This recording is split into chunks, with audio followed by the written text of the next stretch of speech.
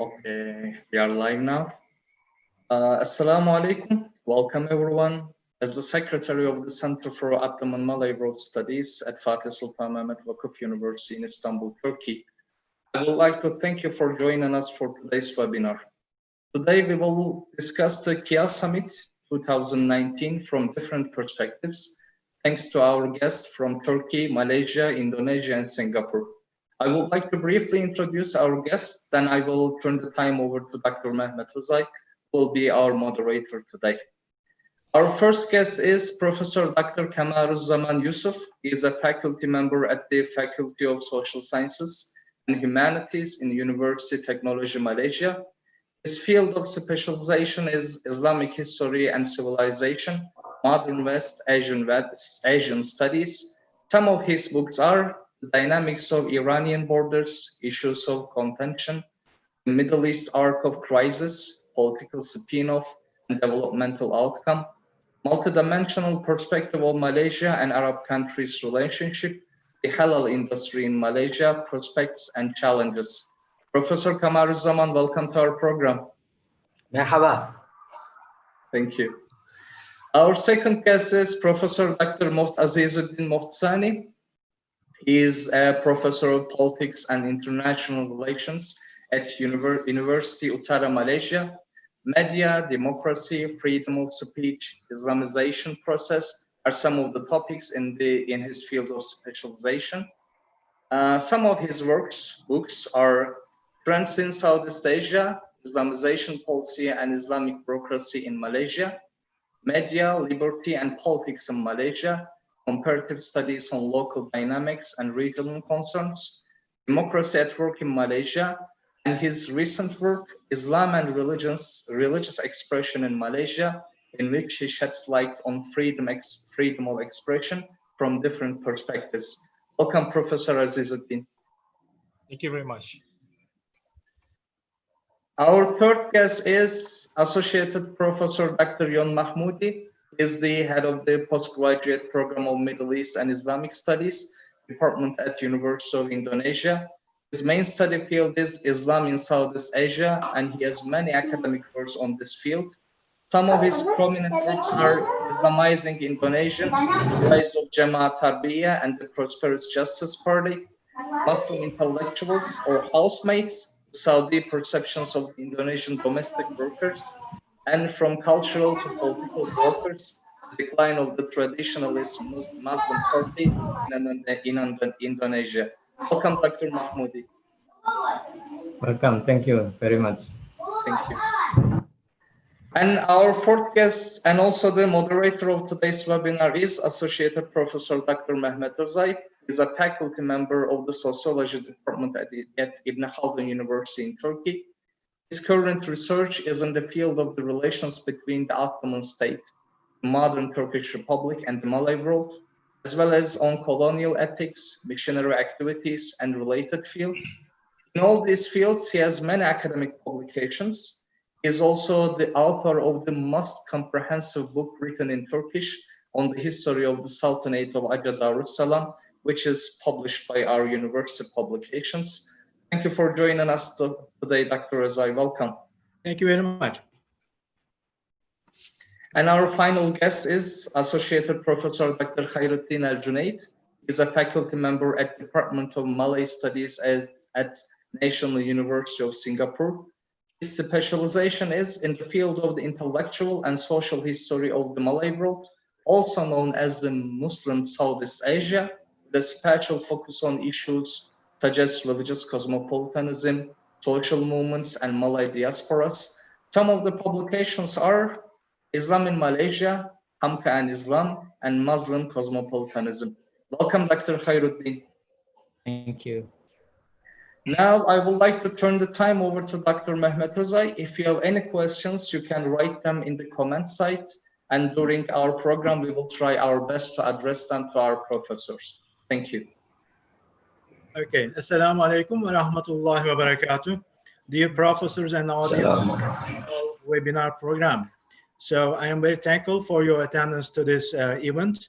So I would like to thank the Fatih Sultan Mehmet Foundation University and the Ottoman-Malay Studies Center in Istanbul Today, our topic is about the Kuala Lumpur Summit, which was held between 21st December 2019 in Kuala Lumpur, the capital city of Malaysia.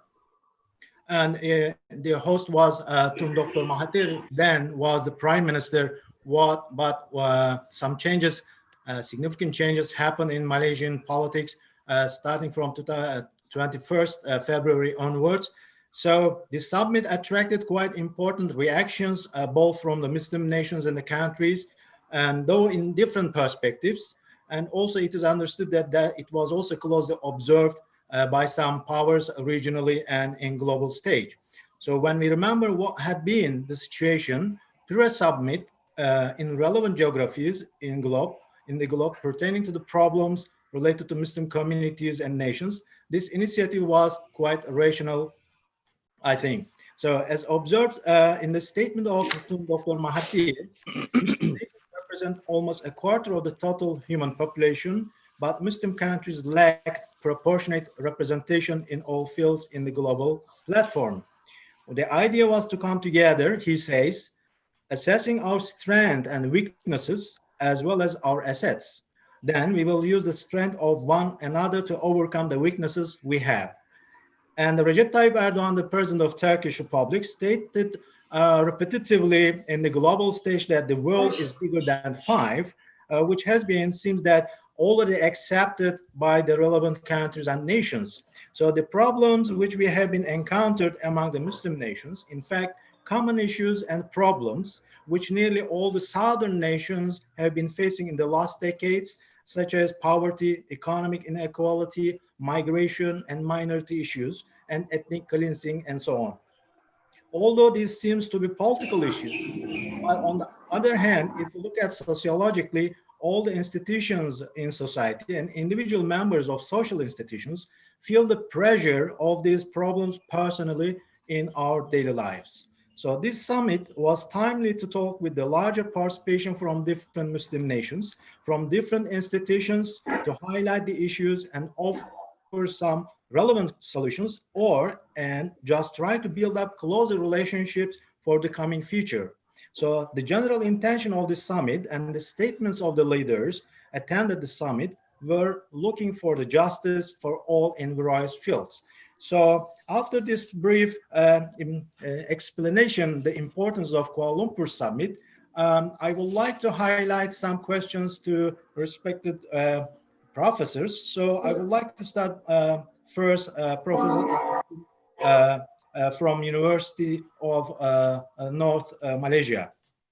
So, dear Professor, when we look at the foreign policy of Malaysia, it is quite a repetitive, successful attempt we observed in the last beginning of the 1960s onwards.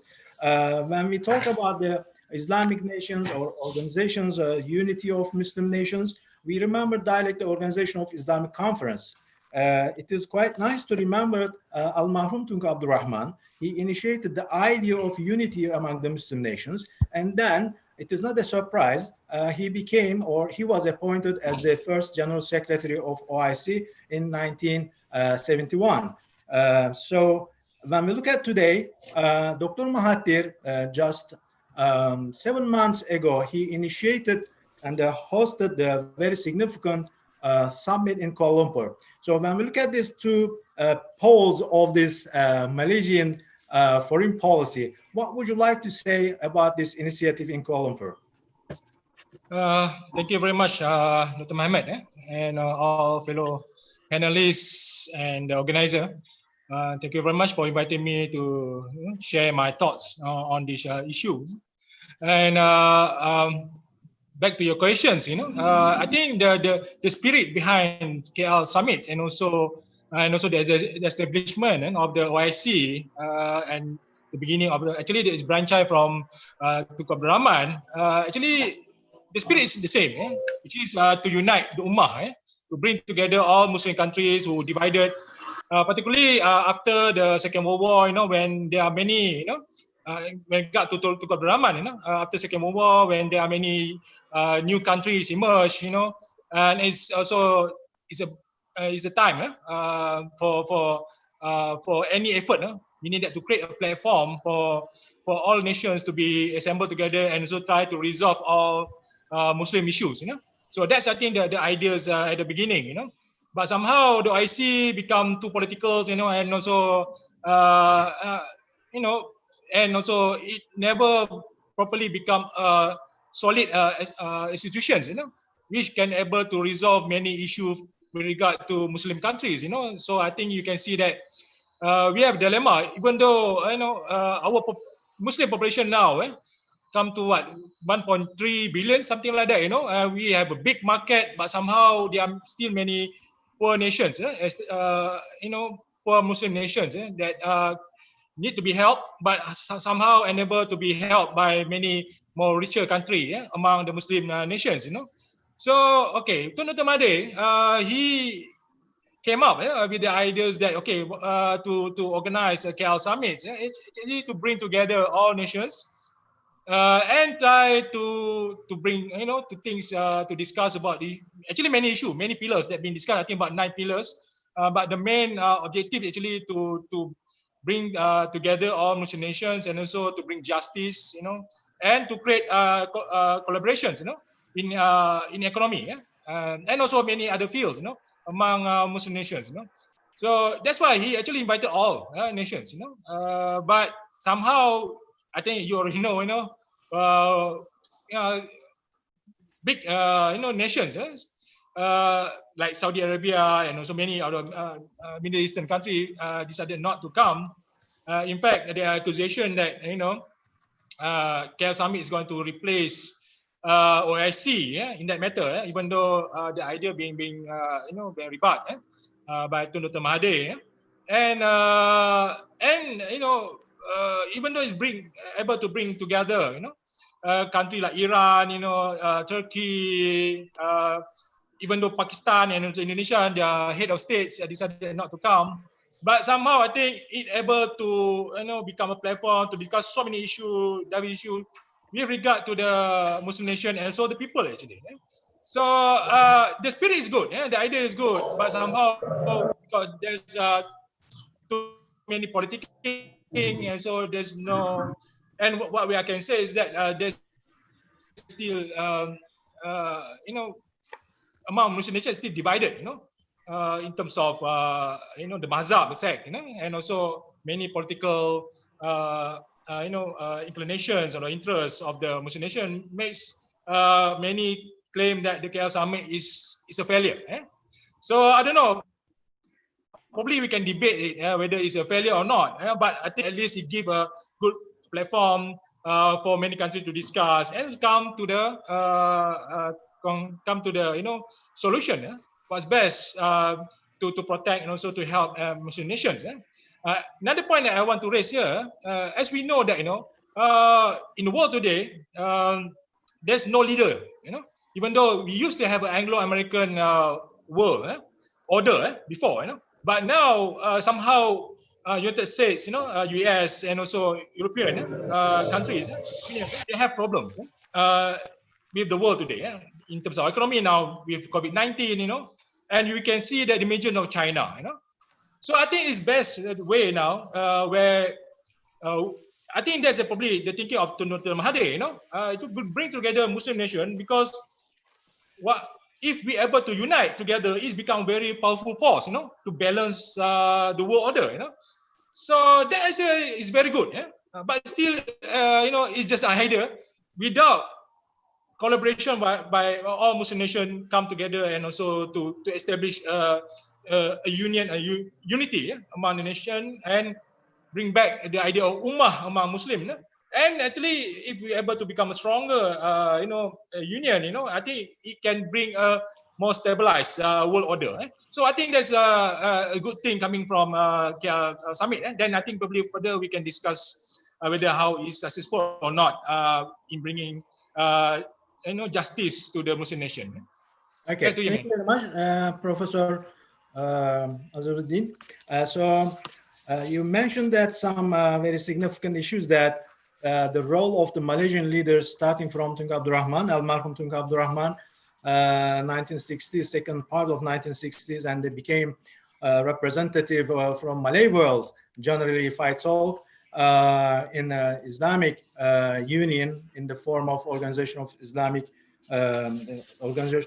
Unity. So I would like to ask Professor Dr. Kamaruzaman from UTM.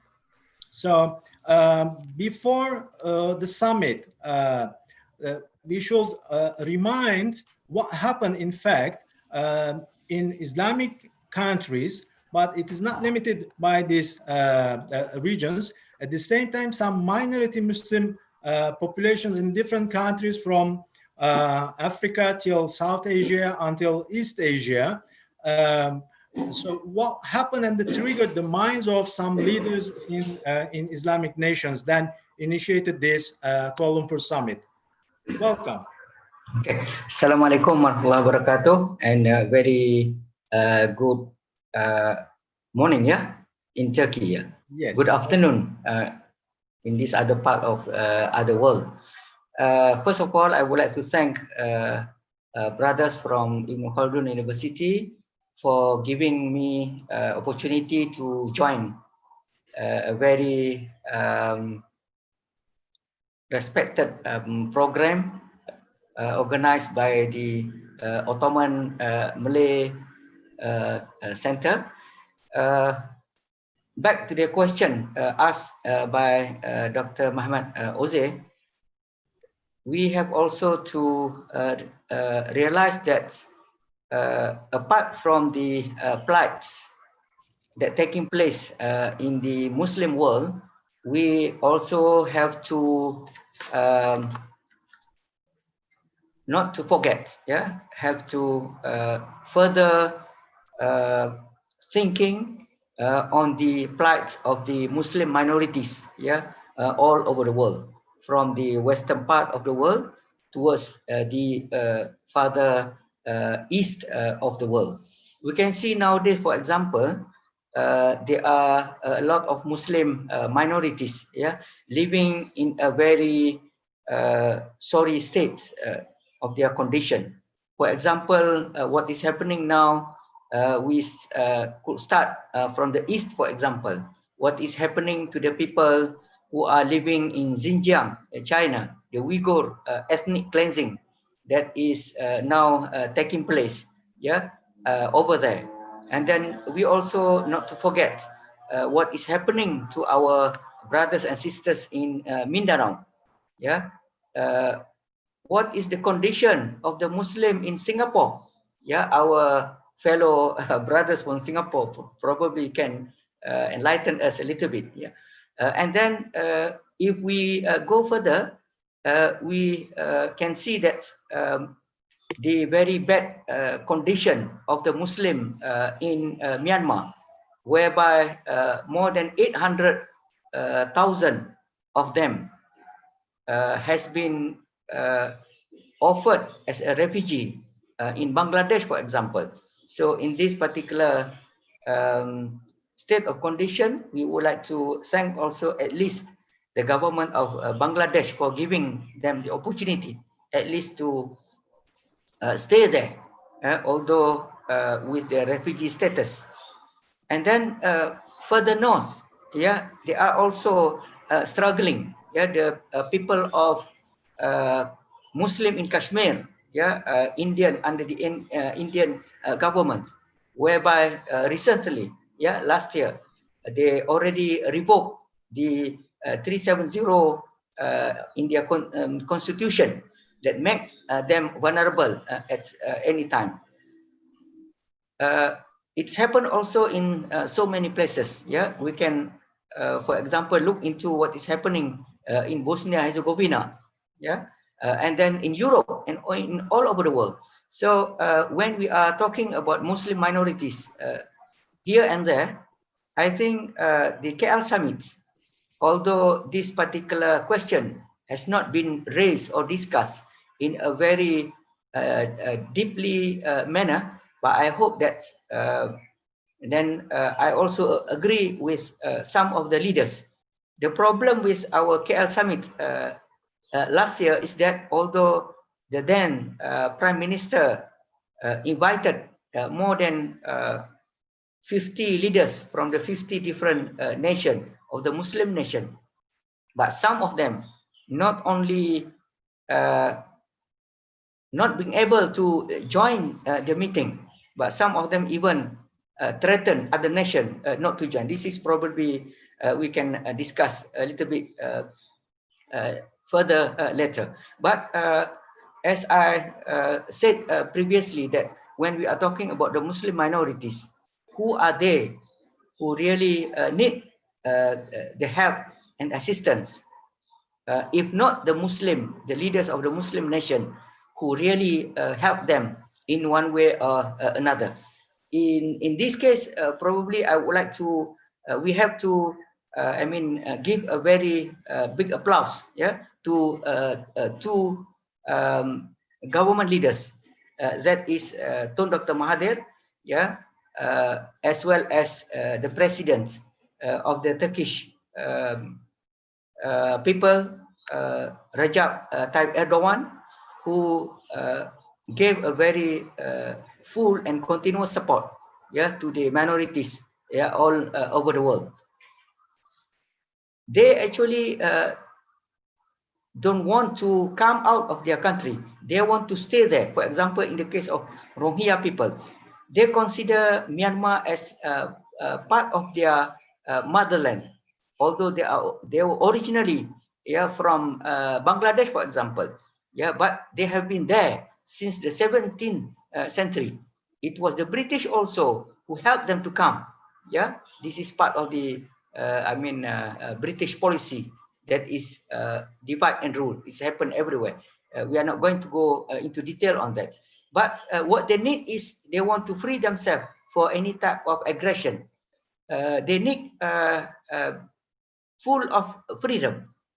They need to be part of the citizenship of Myanmar.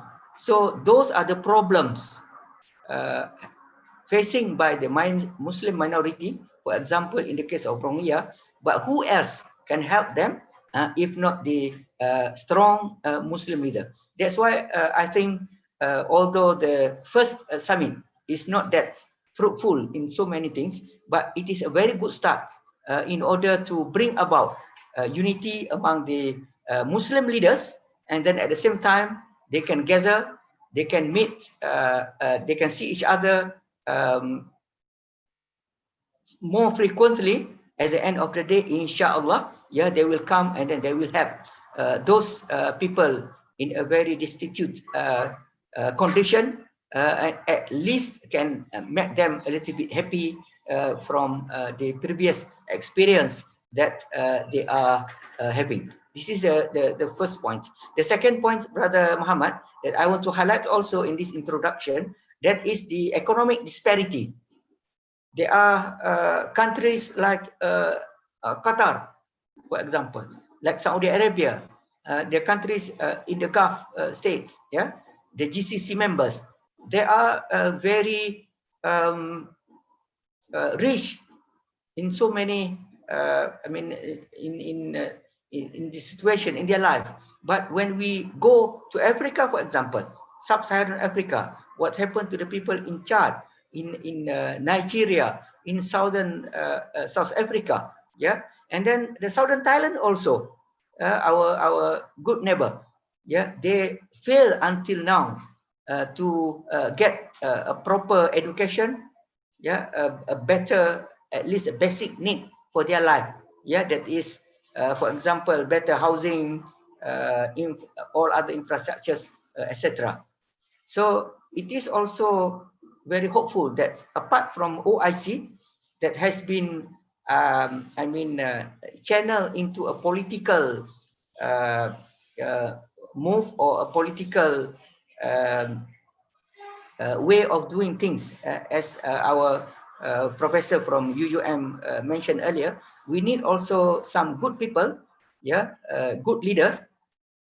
But in Malaysia, as all of us know, that they have been changed in the government, yeah.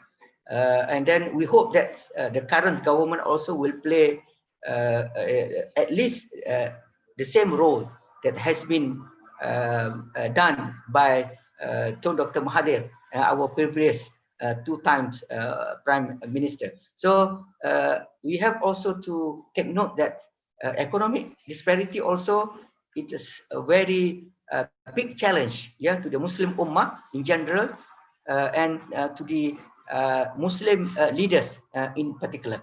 So I want to stop on that note. We will continue, inshallah. Tashakkur daram.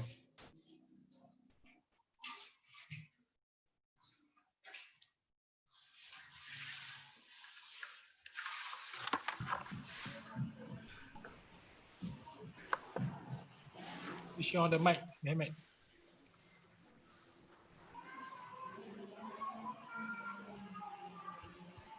You can hear your voice.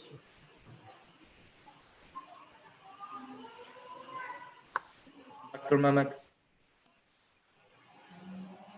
Some people advise us that why there were not the members of other countries from Iran, from Saudi Arabia, so on. So we said that this is the nature of this Ottoman-Malay Studies Center. We just focus on the Southeast Asian nations. So you're mentioning that Mindanao, Patani, and the Myanmar Rohingyas in Bangladesh, these are quite relevant issues. And at the same time, 2019 August, the Indian government revoked the autonomous status of Kashmir region. So this is also relevant to this conflict regions.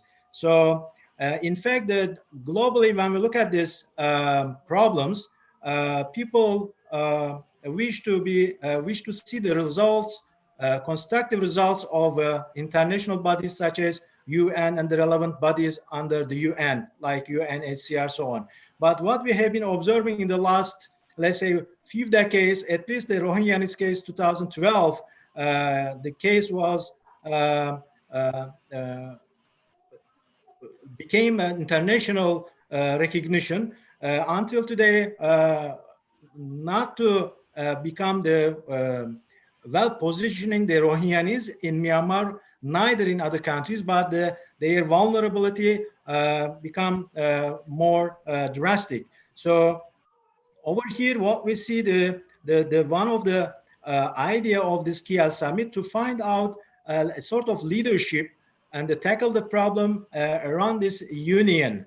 So this is one of the major ideas. So from now on, I would like to turn to Dr. Khairudin and direct my question about how do you think that KIA summit was prepared well, and as mentioned by more observants that this summit is a way to find out and sort of new leadership to unite and to tackle the problems in Islamic geographies.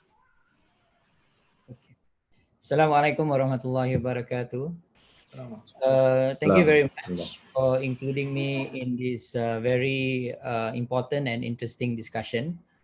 I would like to pick up from the earlier panelists, and I want to emphasize first on the whole thrust of the summit to begin with. I think we need to begin by dispelling some misconceptions about what the summit is all about. In the first place, the summit was not designed to be an alternative summit to the already existing OIC that was there. That's the first. The second is that the summit was meant to bring together some, not all, Muslim nations all around the world to deliberate on some key issues that may not be able to be resolved within the summit itself. And we know that there are 7 pillars, which is development, sovereignty, integrity, good governance, culture and identity, justice and freedom. The summit also discussed on peace, security, defense, trade, investment, technology, internet governance, and other small issues. So we need to understand first from the perspective of real politics that this summit is not meant to be something that was grand and overly ambitious. Tun Mahathir himself said that we are starting with small ideas, and we hope that some of the proposals and solutions that are offered during the summit could become workable solutions. And we actually see some workable solutions that came out of the summit.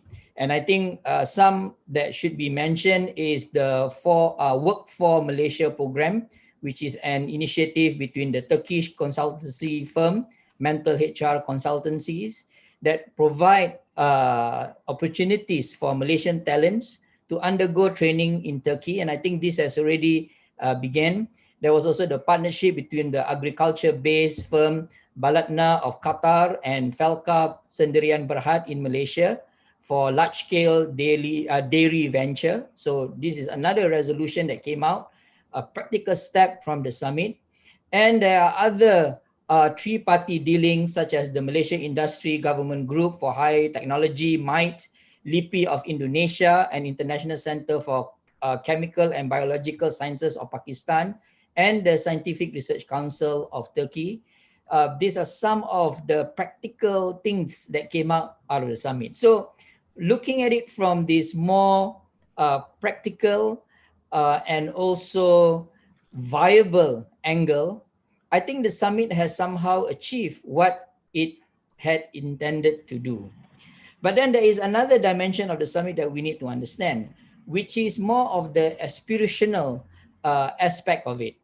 I think a lot of people who were invited to the summit, and of course the news agencies, and also many nations all over the world, including Saudi Arabia, which was very, very unhappy with the summit, thought that the summit is another attempt at trying to unite the Muslim world. And I think just now, Professor Kamaruzaman mentioned about the whole idea of the unity of the Islamic world.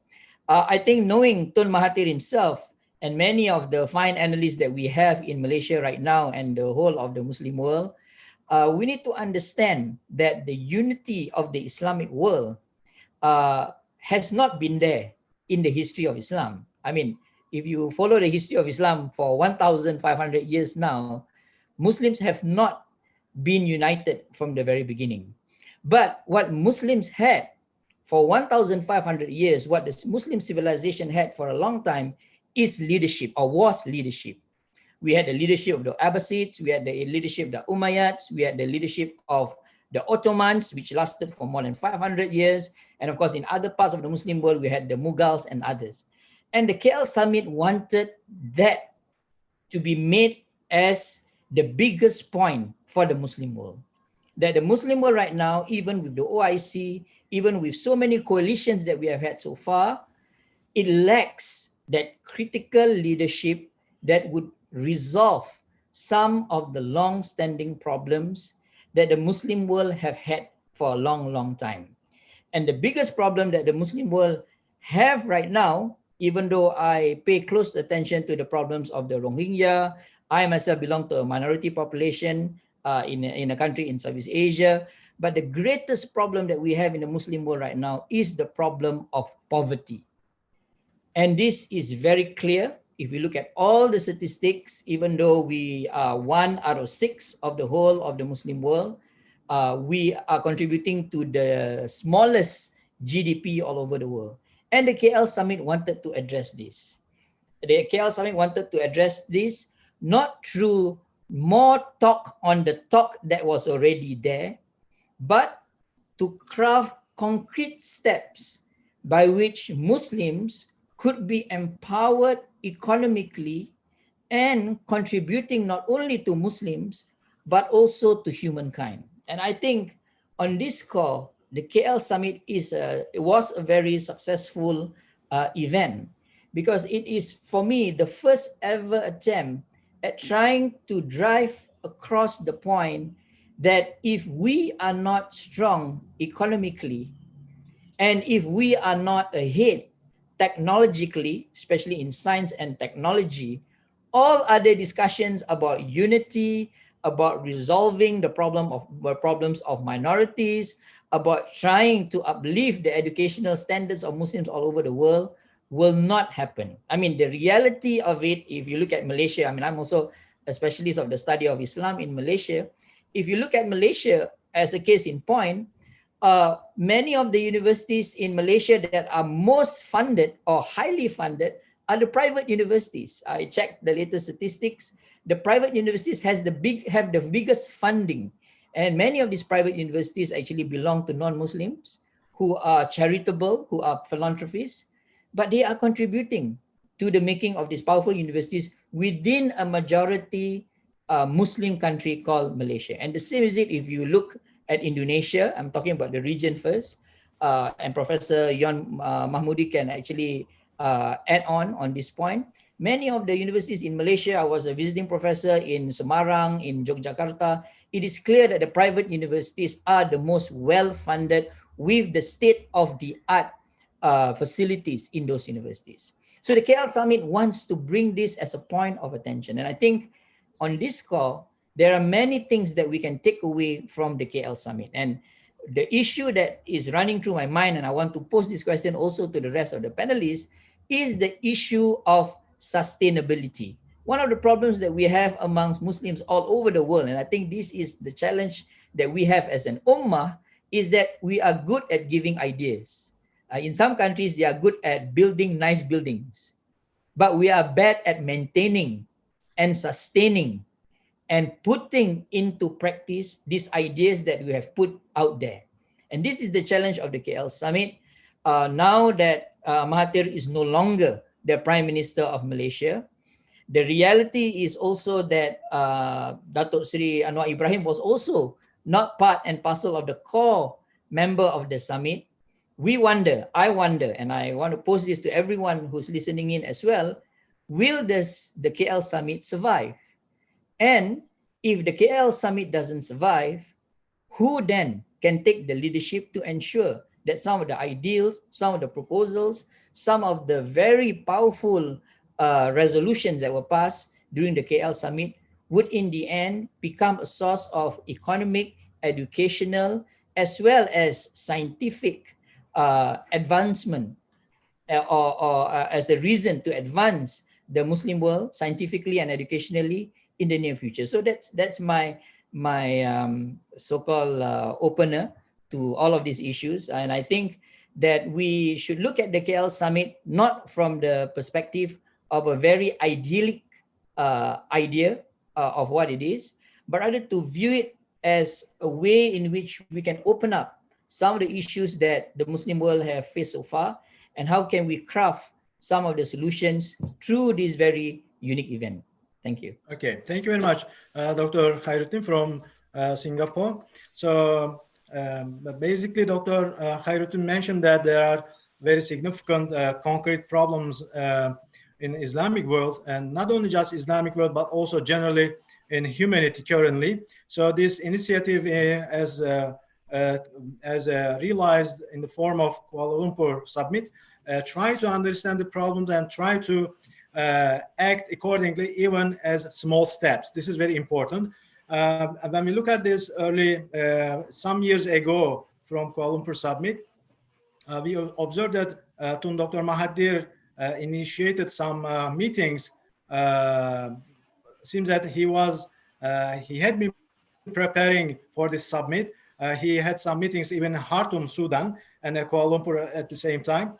So this is not an over-ambitious organization, but to come together with the larger segments of Islamic world. This is very important. So, and the problems, to tackle the problems not relevant to Islamic world, but also humanity, as in the last few months, again, a reappearance of the black problem in the US, Afro-Americans problems, and some other minority problems in the US, it is quite relevant. Kuala Lumpur Summit would like to highlight the humanity, general human problems, and to discuss with the participants of major nations and the participants from different countries. This was very important. And the leadership problem, as you mentioned, that the whole Islamic history, of course, that is not reality, but gradually, or the different periods, Islamic Ummah witnessed the leadership. Under this leadership, they improved. They created peaceful environments for both themselves and the non-Muslim communities at the same time. So from now on, I would like to turn back to Dr. John Mahmoudi. Dr. John Mahmoud, it seems that there is a misunderstanding, as Dr. Khairudin mentioned. This KL initiative was not an initiative, was not in action to replace the OIC, Organization of Islamic Conference. So, but at the same time, seems that there is no any steps to be taken under the OIC. Then some leaders initiated this summit. What would you like to say about the OIC? Based on your observation from Indonesia or Indonesian perspective, generally, if you say, what would you like to say about the problem in OIC? Then why this summit realized accordingly by the leaders, some leaders? Okay, thank you very much, Dr. Mehmet, and my regard to all panelists. Assalamualaikum warahmatullahi wabarakatuh. I'm very happy and honored to be here, zooming with all the panelists from Southeast Asia and also from Turkey.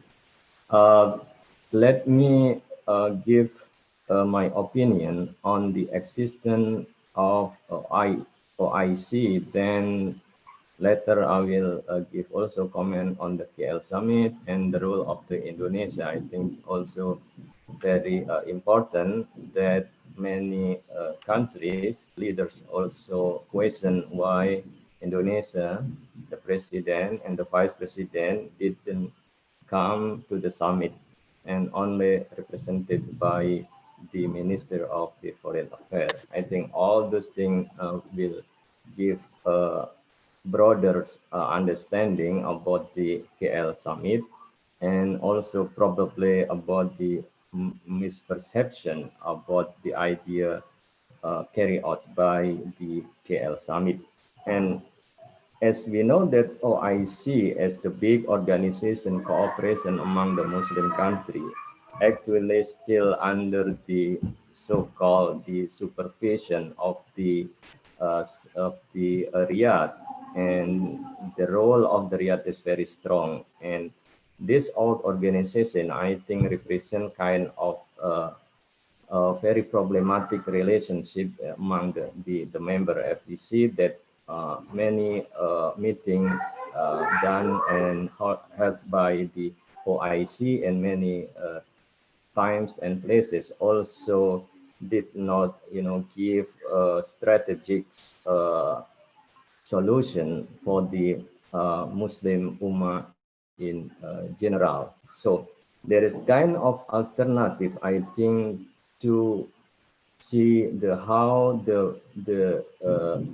Muslim world try to give alternative that is more open, more involving, many country with the equal opportunity, that focus on cooperation with the other countries. Because as we know, actually the OIC, still the let's say, we don't want to distinguish between different countries, but the face and the models of the OIC still represents the Middle East in general. So we have also to know that kind of different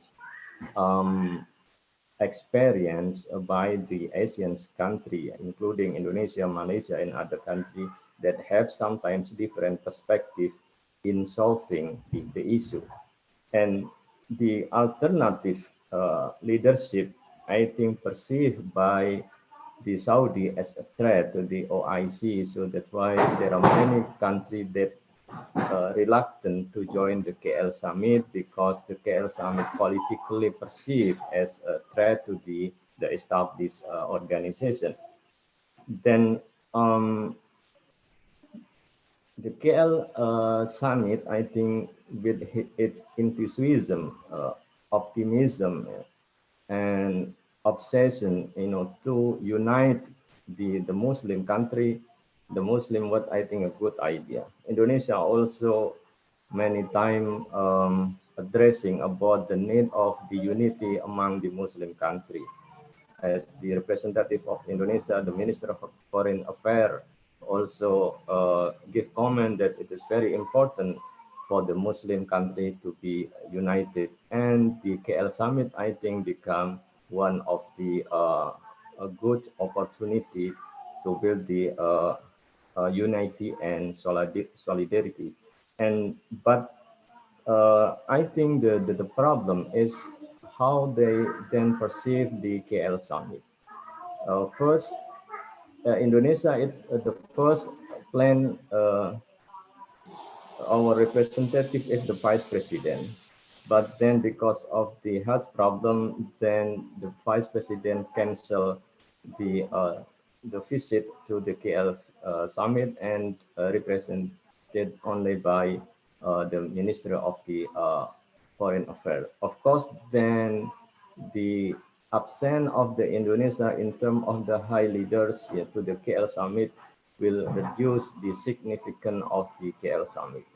But this is why we have to know the problem of the leaders within the Muslim world that I think has kind of lack of communication, lack of coordination, and strong relationship among them, because I think they have different and they have their own problem. They're still focusing on their internal issues rather than to draw the problems, beyond, their territory. So they still focusing on the issue, on the national issue, rather than, cooperation, building, strong strategic partnership with the Muslim country. And the hegemonic of the external actor, the superpower, I think very important, because many Muslim countries are not, independent in their foreign policy. So they are still, overshadowed, by either by the United States, by the Russia and other countries. So when they respond the idea, respond the initiative, to sit together to unite the Muslim world, then they perceive in different perspectives, as if that this KL summit will undermine the OIC, undermine the established organization. They do not realize that the initiative, I think, very important, for the leaders of the Muslim world to sit to talk about the strategic issue, because we right now and still overwhelmed by reality that the only established organization, OIC, and other organization that can deal with the world issue, while any initiative by other country, formally or informally, is not good recognized in this issue. Then the hegemonic and the different approach, to the problem in the world, I think should be should be our attention. That, for instance, the Saudi also has its allies regarding the war against the terrorism with the military action. But this perspective, I think, different with our understanding in Asian perspective. To solve the problem is not merely by the military, by the power, but would be solved by the dialogue, by the understanding each other. So this kind of the issue, I think, more important. Then the KL summit has, very broader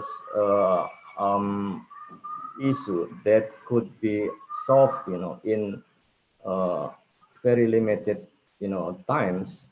So the focus is not so directive, to the certain issue. Then many speculative, mostly perceived by the political perspective. So I think then some country decline to join, because many problem that they face. But still, Indonesia feel that this is promising initiative to bring together among the leader. But the issue is how we can, sit together between the leaders, in not directly in the summit, with kind of celebration, but probably the most important is how, between the leaders, informally meet together, to talk about the issue in the about the Muslim Ummah. Then after that, we can have kind of the summit, second or third summit, because the strong relationship is not there among the Muslim country. Even we have and raised many issue about the need of unity and the need of the solidarity, but the reality sometimes it is very hard to unite the Muslim country. But we need the leaders, to sit together, to have the strong relationship, to realize the problem of the Muslim Ummah and come out with the new alternative in solving the global problem faced not only by the Muslim world but also by all the Muslim the country in the world. So I think this is should be we should consider that this initiative, according to Indonesia, I think still promising that we can develop, further, to make more people, more leaders to come together and try to be more independent, try to be more objective, neutral. As we, for instance, we have before we have the expert of the non-block organization, because we have the same spirit, but right now we don't have the same spirit about these such issues. So I think we need to build this kind of the spirit among the leaders, among the countries, so we can for the leaders to sit together to discuss the problem and to build the strategic cooperation in order to face the Muslims problem in general. I think that's all that I can say about the KL Summit, the role of Indonesia, and how we can establish strong initiative in building unity among the Muslims. Thank you, Brother Mehmet.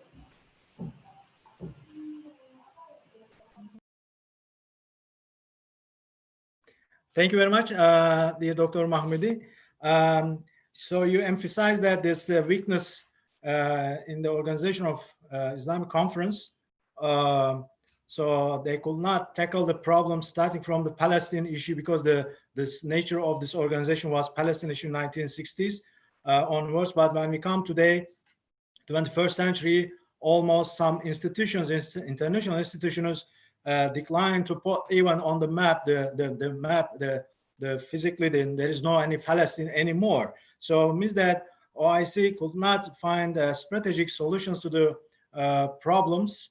So the Kuala Lumpur Summit was drastically needed to realize. And you mentioned that some superpowers still actively engaging in the foreign policies of some Muslim countries.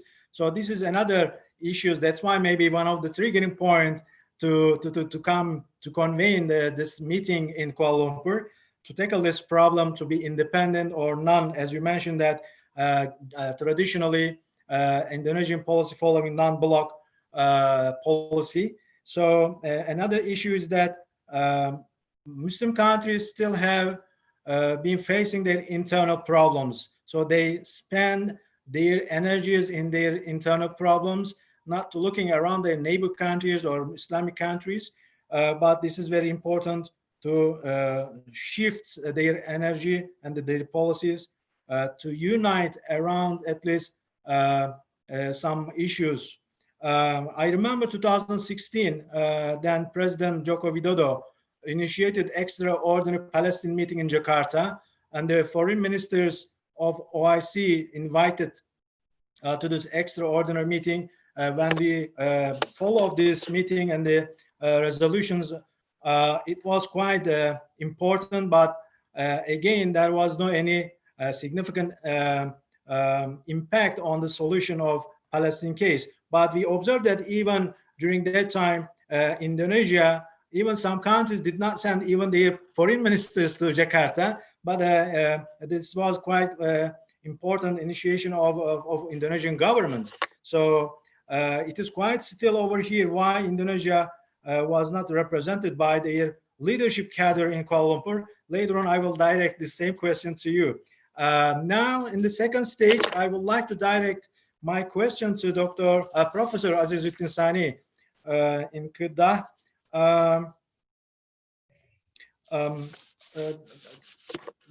Dear Professor, my question is that how was the reaction of Malaysian nation and the media? Because you're also engaging the studies in the media studies. So what's your observation about the reactions, both national level and international media, how they exposed and how they perceived this summit in Kuala Lumpur?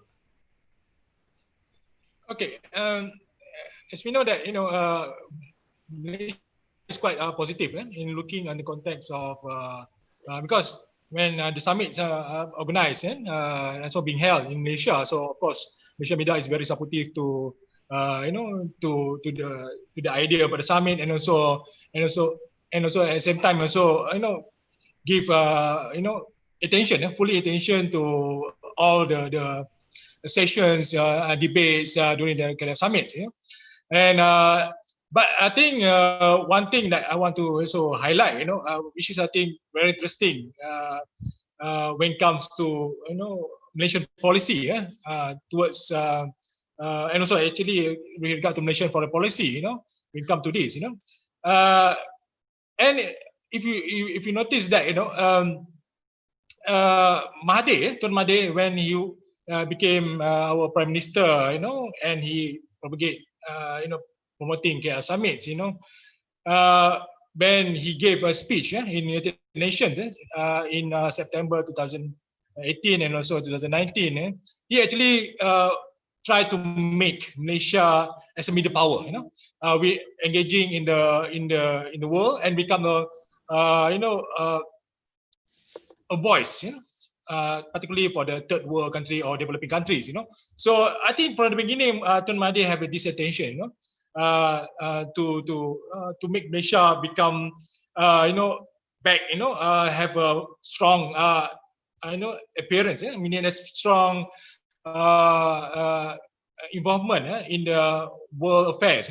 So and when it comes to the KL summit, you can see that Mahathir also, as we know that when he was our fourth prime minister and now and then later becomes seventh prime minister, he still tried to project himself as before, which are very vocal in in arguing about issues with regard, for example, like Israel-Palestine issues, and I try to champion many issue of what happened to the Muslim people and also Muslim countries. That's why he also quite vocal when arguing about, for example, issue of Rohingya in Myanmar. So I think you can see that from the beginning he always project himself and project Malaysia as a middle power and try to influence many policymakers around the world when it comes to the issue of issue of Islam, for example, and also issue of developing countries. But I think if you notice during the during the KL summit and also reporting by the media, international media and also local media, Mahathir actually also quite vocal, criticizing Saudis actually, and also United States. In fact, he also saying that Donald Trump should resign, as president of the United States, because the policy is so inconsistent and also there's many because it's unlike real statements, and should not become president of the United States, and also he condemned sanctions imposed to Iran and also to Qatar, embargo to Qatar, So and he speak out during the KL summits, and it caused actually tensions among Middle Eastern countries, for example, like Saudi Arabia, against Malaysia. That's why this KL Summit being accused as a alternative to the OIC, who, as we know, that be led by Saudi Arabia. So, and also the because this focus given by international media and also local media towards him during the summit makes Malaysia become friends to countries like Iran and also Qatar, who I think Malaysia before never showing the true picture, meaning that showing that Malaysia is siding with any nation. Malaysia always want to be friend with every country, any countries, and also the main intention of Malaysia is to bring prosperity and also and encourage trade, and advancement in technology in relation with other countries. But by having criticizing, certain issue of sanction, for example, criticizing the state, even Mahdi also mentioning that we should trade in gold rather than using US dollar, for example. That I think bring insult to the United States, with regard to these issues. And that's why Malaysia been blamed, saying that we are somehow supporting countries who considered as a rogue against countries who are like Saudi Arabia and also and also United States.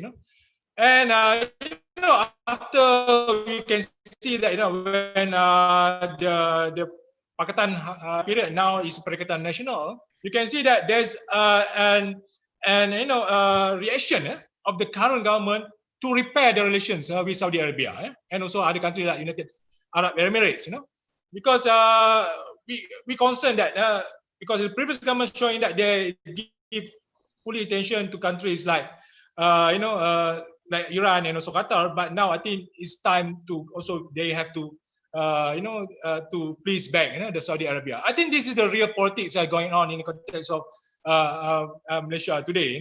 So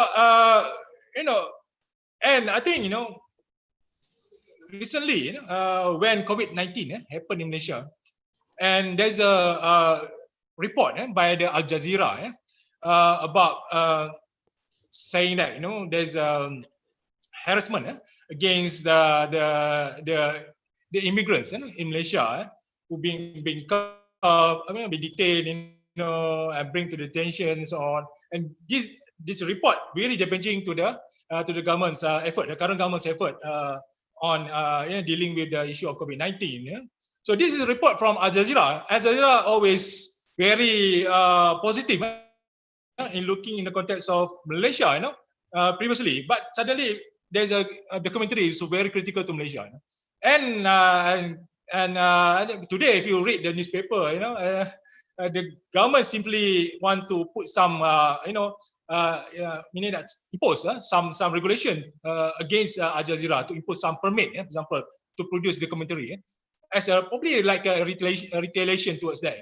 So you can see that this is the dynamic that happened now post KL Summit. Seems that I don't know whether it's related to KL Summit, but somehow Al Jazeera, organization that we know originally from Qatar, who were always very friendly towards Malaysia, that suddenly become hostile towards Malaysia. I think it's something to do with the current government and current policy of the government that try to shift back to to Saudis and also the other factions in the Muslim world. This I think I'm not sure how we can see this will progress in the future, but I'm a bit concerned when geopolitics play a significant role in determining and dictating countries like Malaysia in terms of which angle or which focus that we should go in our foreign policy. So far, we have yet to clearly see the current government policy on many issues, but as we know already, I think we just wait and see the direction that will be, that the current government will follow in dealing with many countries, But I'm really, hopefully, that the good relations with countries like, I think Malaysia should be friends with any country, not taking sides. That's the probably best policy that Malaysia put forward before, and I think hopefully we continue in the future. So probably that's my view. Back to you, Mehmet. Okay, thank you very much, Professor Azizuddin Sani. So briefly, let me repeat. You emphasize more this the policy change in Malaysia. I think, though during the December 2019, during the Pakatan Harapan government and the strong leadership, though some problems emerged over there, but those leaders were also supported by media, and they exposed this Kuala Lumpur Summit in a positive way. But later on, we saw this drastic change in politics, in national politics of Malaysia. Perikatan now is another government. No more any scene in the politics, Dr. Mahathir or coming expected Prime Minister Anwar Ibrahim. But this Kuala Lumpur Summit, though the leaders are important, there are some other figures and organizations which are very important for the continuity of this or similar initiatives. So now I would like to turn to Professor Kamaruzaman, and maybe it will be continuity of what Professor Azizuddin mentioned. The foreign policy of Malaysia very important, and Dr. John Mahmoud also focused on the independency of foreign policies of Muslim nations, Muslim countries. So this, in the last 8 months, what happened, changes in the national policy of Malaysia, how it affected the foreign policy, or how foreign policy of Malaysia changed in the last 9 months. So particularly the Gulf countries, imposing implicitly some power relations on some countries, probably on Malaysia at the same time, because we witnessed the statement of foreign policy of Foreign Minister of Malaysia. We are going to repair the relationship with Saudi Arabia and United Arab Emirates. So, Mr. Kamaruzaman, what would you like to say about particularly relations between Saudi Arabia and Malaysia in the context of Kuala Lumpur Summit? Welcome. Okay, thanks very much, Dr. Muhammad, for giving me the opportunity to participate for the second round of this program. If we look into the relationship between Saudi and Malaysia in particular, we can say that generally speaking, the relationship between Malaysia and Saudi always in a very good and calm situation. This is the first point. The second point I would like to highlight here is that prior to the summit, this is the current situation that was happening prior to the summit. That is, first, there is a change of leadership in the government of the Saudi Arabia, whereby King Salman took over the power in 2015, and immediately after that, he already gave the opportunity to his son to be the crown prince of the state, Muhammad bin Salman, or as the media calling them MBS. So this is where I can say that the problem starts. What I'm trying to share here is that what we read from some media posting about Muhammad bin Salman and his activities here and there. For example, some says that Muhammad bin Salman nowadays overshadow his father in so many things. First, about the relationship with America. Second, about the possible closer partnership with Israel. Third, about the embargo that took place between Saudi and Qatar. And then the more clear conflict between Saudi to Iran. So I can say that generally speaking, the men who really play a role, the real role in Saudi nowadays, not the King Salman. Yeah, we heard that he was in the hospital some 3 days ago. But the real player in Saudi now is Mohammed bin Salman, the Crown Prince. This is the fact that everybody accepts that. Second point, Mohammed bin Salman, known him for his good relationship to the American leadership, Barack Obama previously, and now Trump. We can see that a change of policy and understanding and how they look into matters, especially regarding the relationship between Saudi and the rest of the Muslim nation. I think Professor Yon already mentioned, yeah, about the how the establishment of the OIC, yeah, the first objective is to free Jerusalem, Palestine, from the hand of the Israel regime. But this one also, until now, we don't know where to go. First. Second, there are so many opportunities within the OIC to help other Muslim nations, because we know that more than 100 nations together with OIC, and then it seems to all of the Muslim non-Arab nations, these people, first they cannot help them in order to uplift the current situation that they are facing. For example, poverty, gender inequality. The third one is about the Muslim minorities in over the world. So,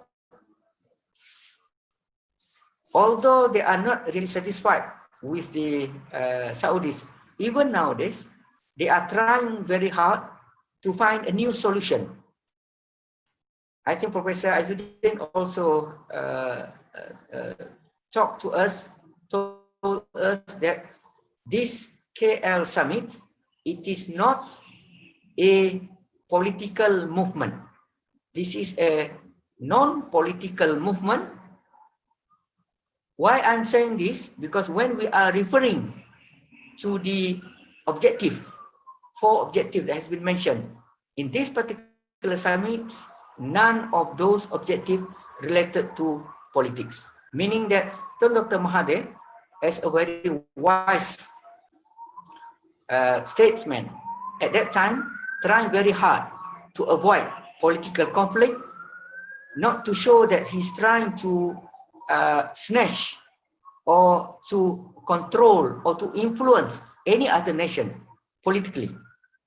But when it's come into Saudi, yeah, from what we have, from what we read, from what we understood, from some of the explanation or reports, yeah, by several media reports, we found out that first, they were not that happy with the initiative taken by Dr. Mahathir, especially when Dr. Mahathir first, this is also, I can say that, yeah, the very diplomatic way of doing things. Dr. Mahathir visited Turkey, and then at the same time also Imran Khan also visited Turkey. They met there, they discussed there, and then finally they agreed to join KL Summit in December last year. Dr. Mahathir also went to Iran. This is part of the lobby that he did. He went to Qatar and some other countries, but finally he managed to convince first the Turkish president, second the leader, the president of Iran, Rouhani, third is the king of Qatar to join these KL summits. We can say that it was so unhappy, so sad to hear at the very last minute, whereby our good friend from Indonesia, Joko Widodo, Mr. Joko Widodo, Mr. President, who promised to come, finally, according to some unconfirmed reports, that he failed to join due to some pressure by some states, some country, some leader. The same also happened to Pakistan. Imran Khan, very eager to join because he used to visit Malaysia previously and then he promised to come. But finally, he failed to join. Again, some unconfirmed reports also told us that if he joined this KL summit, although he might get some benefits, but he will lose some other benefits that he and his people already gained from another country. So, brothers, we can see that here, how some countries felt that their hegemony might be taken, might be snatched by other country if they didn't stop some people to join the KL summit, or at least they have to play some sort of influence in order to show that, be careful, brothers, if you join this summit, you might not get what they promise to be given. This is also, I can say that in terms of relationship between Saudi and the rest of the world, yeah, especially in terms of the Arab countries in general, I can say that if, for example, Saudi can play a more important role with the petroleum that they have, with the their position to be the Khadim al-Haramain, Mecca and Medina, I am pretty sure that if Saudi can use this opportunity to bring back the Muslim leaders and people together, we believe that Muslim world will be united again. Once they unite, I'm pretty sure there are so many calamities, so many problems that the Muslims are facing nowadays. For example, some of the elements that we already mentioned and discussed. What's happened to the minorities, Muslim minorities? What happened to the economic problem, the poverty that Professor Khairudin mentioned? It is not really poverty only. It is all about the economic disparity between nations, between people. It is all about how to start our endeavor in order to face this industrial revolution 4.0. What should we do? What should we do in order to enhance our defense and security? Now we are facing in the Southeast Asia, for example, a big fight, conflict between China and the rest of the Southeast Asian about the Paracel Island, for example. about the island of Spratly. That's all the Muslim leaders are talking now. So if, for example, we have a very good leader, for example, if Saudi can show us the best way, so we fully believe that not only Malaysia, not only Nigeria, not only Indonesia, not only Turkey, but the whole non-Muslim world, West and East, will look into us and then will give us a very good attention because of what we have now, because what we are going to do it with a very proper, good strategic planning. Thank you very much, Dr. Muhammad. Okay, thank you very much, Professor Kamaruzaman. We have heard very significant things from your speech. That let me give some brief statements of your speech. You emphasize the role of the changing leadership in Saudi Arabia. So the son of King Salman has already taken the role of national politics and actively engaging even in international level. So as it is observed that he is closer to the United States leadership, particularly Trump. We time to time see together of these two leaders, and it is not surprise when they acted in an opposite way to this sort of initiation. But at the same time, as you mentioned, that the objectives of the Kuala Lumpur Summit not directly related to politics.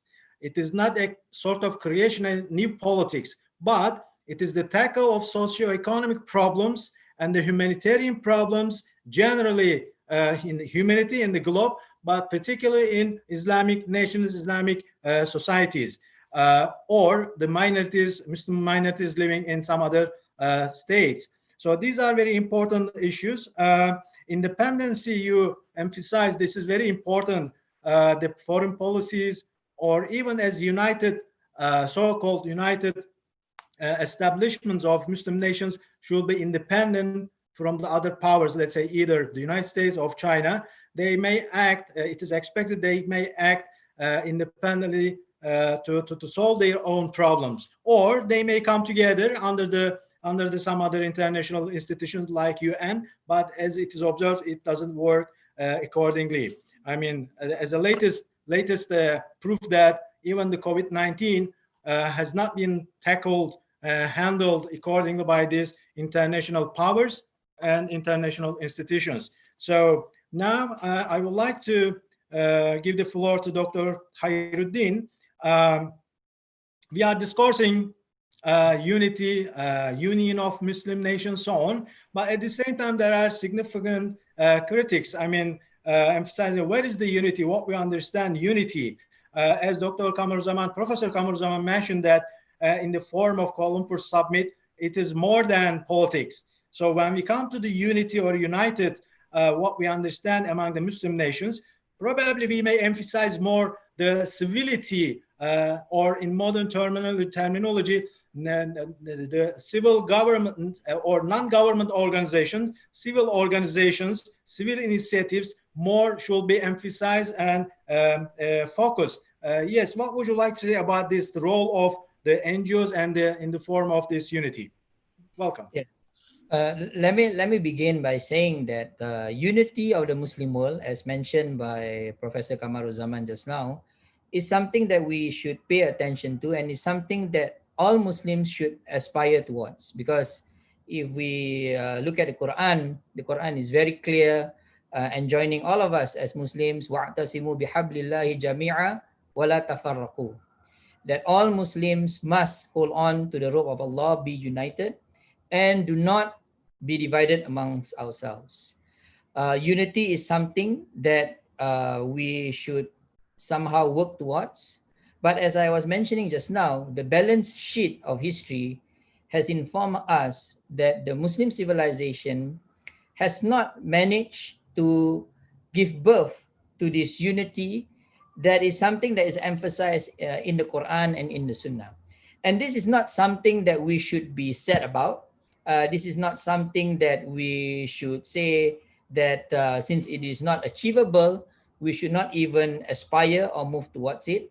But this is something that tells us that in the world of practicality, real politics, in a world where unity is not something that is easily achievable, the Muslim world should take note of certain things that has and will continue to, in a sense, affect this unity. So I want to talk firstly about that part first, and I want to talk about how NGOs can come in.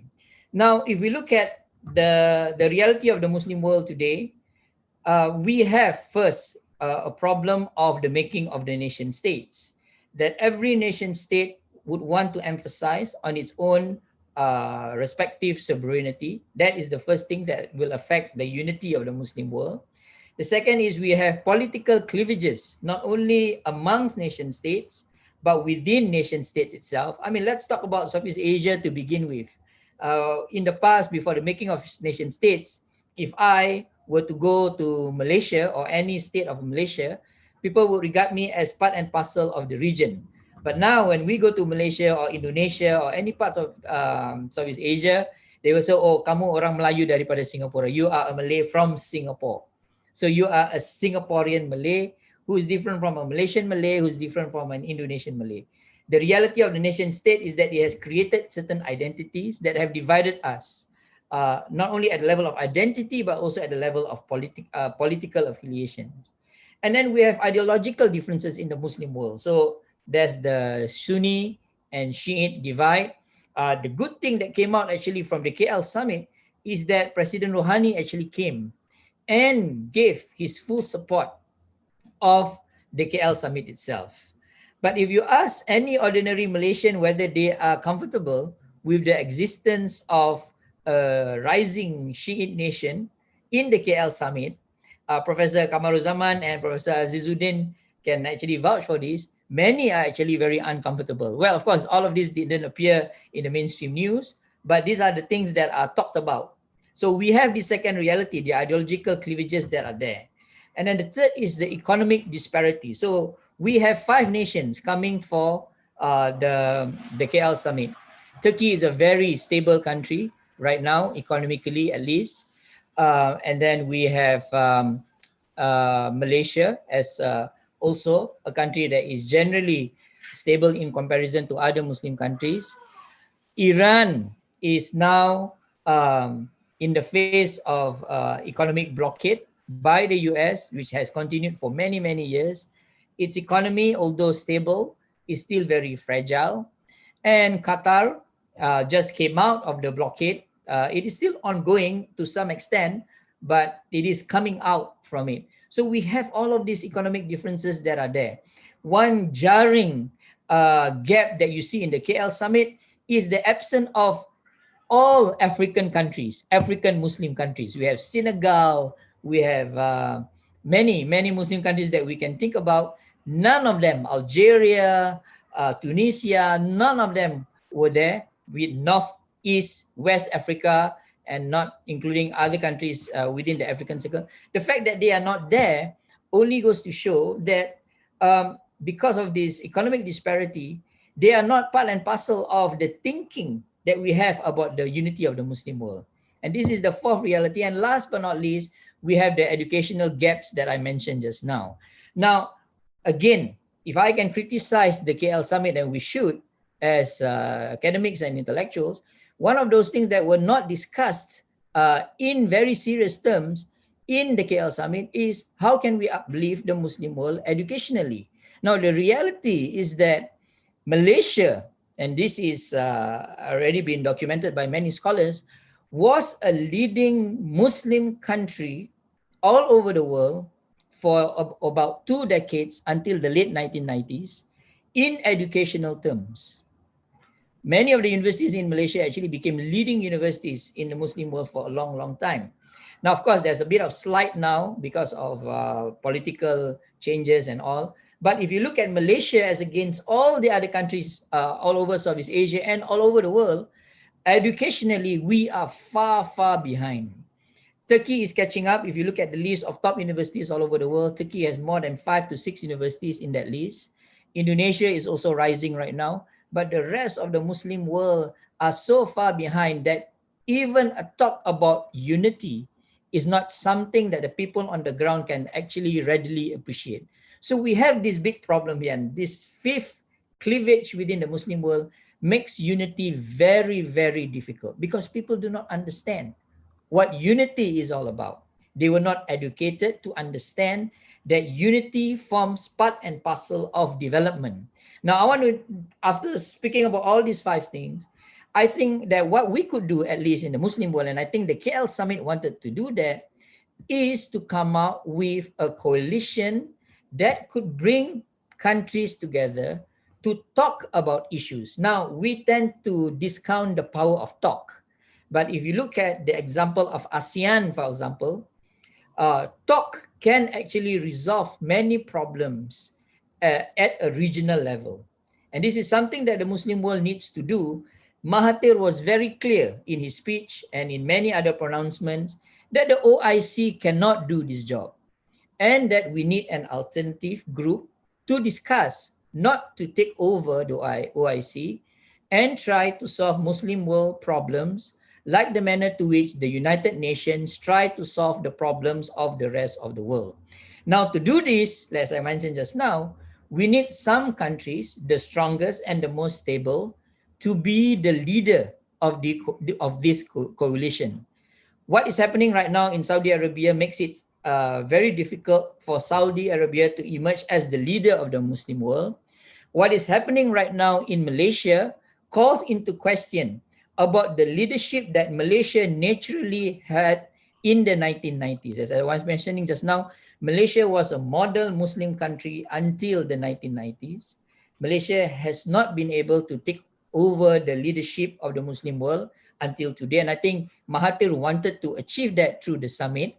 Mahathir himself is no longer the Prime Minister of Malaysia right now. So we are left with other countries such as Indonesia, but Indonesia is now struck by COVID to such an extent that even the leadership of Indonesia is now called into question. Indonesia's handling of the COVID crisis has only showed that leadership both at the state, at the federal and at the state level has become very, very tenuous and problematic.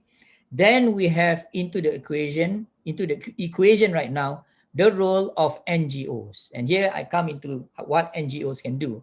And I think what we need to do in the Muslim world is to step up the role of social movements and educational movements and other sorts of movements in highlighting the issues that political leaders in the Muslim countries have not been able to do so.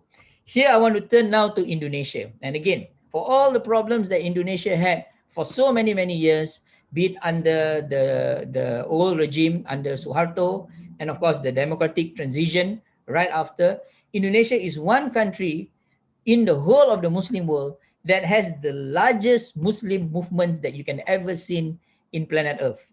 So we have Muhammadiyah, we have Nahdlatul Ulama, and we have many other movements that are now becoming more and more prominent. I have engaged myself with the president of Muhammadiyah and also encouraging movements like Muhammadiyah to talk about the problems of the Muslim world, not only to the people of Indonesia. So Indonesia's great challenge is not to talk to Indonesians only. That is to say that Muhammadiyah, Nahdlatul Ulama, and all these big movements that you see in Indonesia should now talk to the Muslim world in general. And that requires them to engage, as Professor John Mahmoud is doing right now, in the English language, in the Arabic language, in the Turkish language, and also in the Urdu language. So we have this issue now that movements that are there, NGOs that are there in the Muslim world, they are very nation state centric. And the movements that are very international in character, sadly, they are very politicized. Their main objective is political supremacy. And because of that, they usually have a bad rap, now termed as Islamist or Islamism or political Islam. And because of that, their reach has become very, very limited. So we need many of these movements to now engage on issues that the KL Summit has already put forth and offer viable solutions and models. Again, we need to look at Indonesia as a model right now. If you look at many of the universities in Indonesia, many of the private universities in Indonesia, they are also run by Islamic movements. Some of these universities, for example, the universities run by Muhammadiyah, they are among the top universities in Indonesia. They can grow further to become better universities. In Turkey, for example, you have a lot of these Waqaf universities. They are up and coming. We are praying that these Waqaf universities will grow even further. But what they need to do, as I said just now, is to move beyond looking at Turkey itself or Indonesia itself. We need a more global outlook among our universities for them to become hubs by which many of the problems of the Ummah could be deliberated and could be solved in us reaching towards, if not a unity, but at least a consensus amongst people from different countries, amongst leaders from different countries, on how can we help each other, rich countries helping poor countries, rich movements helping poor movements, and how we can share resources, expertise, as well as ideas in the development of the Muslim world as a whole. And here, coming from a minority Muslim country, this is where we need the big Muslim countries to lend their expertise to minority Muslim countries that are not doing well. I mean, I cannot say that for Singapore, it's a highly developed and competitive country, but you can look at the state of the Muslims in the Philippines, the state of the Muslims in many other parts of Europe. They need help from majority Muslim countries in terms of taking them out of the plight and taking them out of their educational backwardness that we see that is very rampant right now. Thank you. Okay, thank you very much, Dr. Khairudin. Quite interesting statements and speech you gave and shared with us. Briefly, I will remind the audience and to ourselves that you mentioned 5 significant aspects of these issues. Problem of a nation state, the political sovereignty, and the Sunni Shia, the division historically over here, economic disparity and educational gap. You emphasize more the last part, education, and you gave significant observation from Indonesia, from Malaysia first, then you move to the potentiality of Indonesia. In fact, there's why we need a coalition. You emphasize that because we have similar problems. I mean, at the beginning, I mentioned that we are talking about the Kuala Lumpur Summit and the Muslim unity or OIC, but these problems are the problems of the South, generally geopolitically when we talk. But even we observe that these are very relevant, time to time observed, like in the recent few months in the United States, the blacks are felt the divided and differentiated from the American society or some other minorities or non-Christian, non-European minorities in Europe. So why coalition needed? Because we have similar problems. We have also at the same time very significant experiences as Malaysia experienced in 1980s, looking east policy of Dr. Mahathir, first era of his prime ministership, and getting some examples from the developmental stages of South Korea and Japan and the Taiwan. So why not today the leaders, NGOs come together and discuss their problems? At least they understand their common issues and attempt to solve these problems. So now I would like to almost highlight the same issue, but in the perspective of Indonesia. Still, personally, I am very curious because I like this country, like other Southeast Asian countries. I have many friends over there from west to east. What we observe, I mean, Dr. Khairudin mentioned that the experiences should be emulated, should be implemented. Of course, there are some differences geographically, culturally, so on. But what we observed after the tsunami 2004, 26 December in Aceh. So all the nationalities, all humanitarian and the diplomatics and the state agencies came over there, and they established a unique atmosphere in terms of not humanitarian, revolutionary way they acted over their humanitarian assistance, but at the same time they revived a sort of political understanding. The Acehnese got the right of democratic election process. They elect their own leaders, and the other parts, other provinces of Indonesia, even they ask the same rights. Let's say, why we do not choose our governor in our province? And another example of the good example of Aceh experience, the health insurance issue become the national policy of during Yudhoyono. So these are good examples what we observe in regional, but it should be covered all the nations or the Muslim nations. So Dr. John Mahmoud, my question is about the role of NGO. Again, Dr. Khairudin mentioned that you have, I mean, Indonesia has very unique NGO establishment, 100-year-old. It is not just 1-2 year old, just amateurish organization, but they are very professional in terms of health, in terms of education, in terms of investment, economic investment. They have some experiences. And related to this one, why did the leaders of Indonesia not emerge to emphasize their role, to emphasize their significance in Kuala Lumpur? Yeah, okay.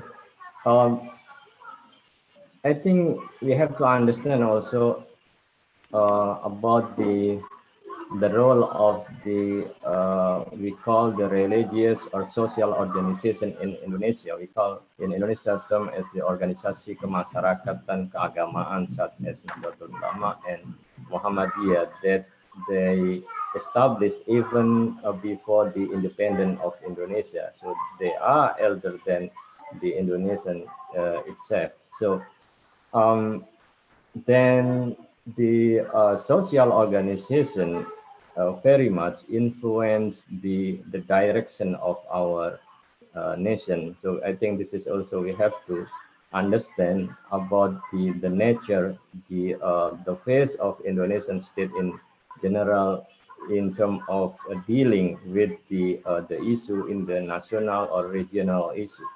So this is also, I think, let me talk first then about the nature of in Indonesia, why the Indonesians did not show its leadership in the media provided by the KL Summit and reluctant sometimes questions the position of the Indonesia, what is the main reason behind the position of Indonesia. So if we talk about independence is very important, but for the Indonesia to independent, I think also the problem, meaning that we have to show the kind of interdependence other state. I think the explanation by Brother Azizuddin also give a clear message that how for instance the leadership shown by the Mahathir Mohamad in terms of their position to other country is a strong criticism to the United States before, and also the involvement of the direct support to the Iran, to the Qatar, also feel by Indonesia in this term is kind of did not make comfortable for Indonesia to show their direct disagreement, opposition with the other country. So that is why the enthusiasm, strong enthusiasm by the Mahathir did not receive fully in the same level with the enthusiasm of the President Jokowi, for instance, because I think in this issue that is avoided by Indonesia is to show the kind of the opposition with the other country and try to keep the moderate position in this level. So if the KL summit, so it's too political, also too inclinations to the state that has a, a, a very strong kind of opposition with each other, then Indonesia try to avoid this issue. So the issue of the moderation for Indonesia is very important, even though this is not will not achieve the complete objective, will not achieve the very comprehensive objective, but at least we can develop the cooperation, so that the relationship, the comfortable in discussion with each other, I think are very important in Indonesia. This has also become the nature of the NGO in Indonesia, that they try to develop kind of the cultural relationship with each other, and they develop also many educational in the from the lower to the high educational, that also become a good example for the advance of the education, both by the Muhammadiyah and also by Nahdlatul Ulama and other organizations. So this is also, I think, we have to consider that, to keep the feeling to, a feeling of the other country, not too strongly criticism, I think become the position of the Indonesia. So if the forum and the summit, brought to the certain direction, then Indonesia will try to, keep and just watch what is the really the direction of the kind of the summit. So I think I agree that top forum is important to let the each leaders to talk about their concerns, not directly in the first initiative to be burdened with the whole problem, with the various problem experience faced by the Muslim Ummah. So the feeling of the strong relationship among the leader, I think, very important. That the second, I also agree that the role of the NGO and the role of the social and religious organization, I think, very important to link between each group, each society in different country, both in the region or the international level, as shown by the experience of the Indonesian NGO, that not too much rely on the state, but they have their own networking, they have their own activity organization that very much close to the grassroots society, to the problem of the real society. So I think to bring together the NGO that concern about the issue of the Ummah, it is very important. Yeah, of course, not too focusing on the role of the state. So this is because, for instance, the KL summit, how the people of Indonesia know of the KL summit is not many Indonesian people who were at the time aware about the KL summit. Yeah. Even the media, did not give enough coverage on this issue. So this is, I think, because many religious leader, NGO leaders also feel that they are not much, interested in these issues. But if we can make that, the issue and the concern of the summit, deal with the NGO, I think become more important if we try to have such meeting involving many NGOs such as in Indonesia. I think this is all that I can say, Brother Mehmet. Thank you. Okay, thank you very much, Dr. John Mahmoud. We have some time I would like to have one more session, but very briefly, to collect your ideas about the results and the future projection of this chaos summit. Probably you may touch also at the same time the democracy. I mean, in terms of representation of nations in nation states and representation of civil organizations in national and international stages, we have been observing that Southeast Asia is in front. If we compare with, as Dr. Khairudin mentioned, that there was no any member from Africa, neither from North Africa nor the other parts of Africa. Middle East already still experiencing the autumn period of this so-called revolutions.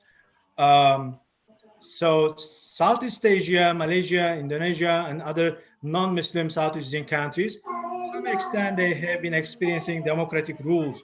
And when we come to this summit, what would you like to say about the representatives of Arab nations? And they could not voice up their power, social power, intellectual power. Although there are some academic works, but they are, seems that very quite limited. So in the context of this Kuala Lumpur Summit, what would you like to say about the coming future, the similar organizations we need, or what sort of not only politicians, but also some other parties of the nations could be over there? Please welcome. We can start by Professor Azizuddin. Welcome. Thank you very much.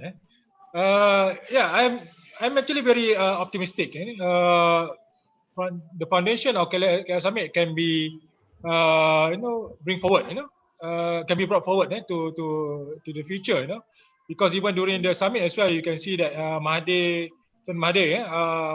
realized that, even mentioned that Muslim world actually have capabilities, to advance in technology and become the leader of the technologies. He mentioned about the number of engineers in Iran, for example, which can be gather and also can contribute to more advancements in terms of the technology. And also at the same time, Malaysia also has good relation, for example, like with Turkey. And in terms of where we know that Turkey have a good facility, hospital facility, medical facilities, and they have a good meaning that investment in terms of the capability in medicals, and it's proven, I think, in the case of COVID-19, how they deal with COVID-19, even though Turkey suffer a lot with the virus, So I think, and also just to add some more, I think Dr. Khairudin already mentioned about we should take a leading role in terms of education, because we are lag behind. Yeah, in the case of Malaysia, actually, the public university is more advanced than the private universities. In fact, I think if I want to mention University of Malaya, for example, they're now in number 59. Top 10, top 100 in the world right now, and in the current trend through QS ranking and also time higher education, also you can see the increase in terms of ranking of public universities, But the private university now is a bit they suffer, even though they have a good funding, from philanthropies or whatever, but at the same time now they are suffering because once Malaysia closed down the border, there's no international students coming, and they are suffering because they are dependent too much on the foreign students that are coming to the countries. So in this context, I think the support from the government to the public university actually can bring the public university more advanced. But I think we should do much more better, in the future. The lacking, what we can see from public university, I think even universities in Malaysia in general, is a lack of funding on in R&D, research and development. So that actually makes we are suffer in terms of how we, in terms of competing with other countries, and that's why you can see we also have problem of brain drain. Many of our educated and also cream of the crop, in terms of many of them actually leaving countries, working in other countries in Europe and also US. So I think in that way we need to provide facilities and so provide funding for R&D to really improve ourselves to become probably the leader in technologies. At the same time, through the KL Summit as well, I hope we could have a more interaction in our trade, example, in our economy. Because Tun Mahdi also mentioned about this a lot, which I think they are lacking of investment from Muslim countries to the others, probably the poor country, for example in Africa, North Africa, so on, and probably there's a particular consideration on that, but we should encourage more. That's according to Tun Mahdi, because we have, for example, in the case of Malaysia, we have more skilled worker, for example, that can help economy of other countries, for example, and but we need also funding from rich country to Malaysia, and at the same time to other countries as well. So meaning that all of these things we can think and also try to find out the best solution and to help each other in order to bring prosperity to the Muslim peoples, And another thing, last point actually I want to mention, because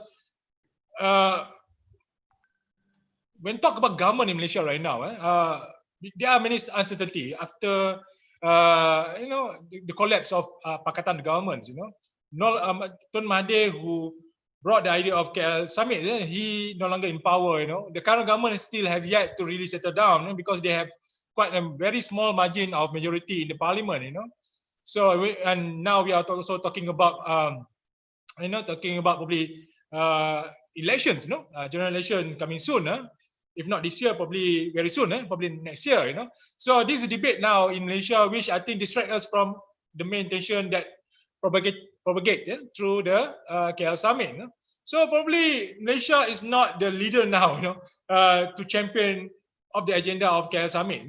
Probably I was thinking countries like Indonesia, for example, is the biggest country, biggest Muslim country in the world. Probably can take a lead. You have a big market. You got leader.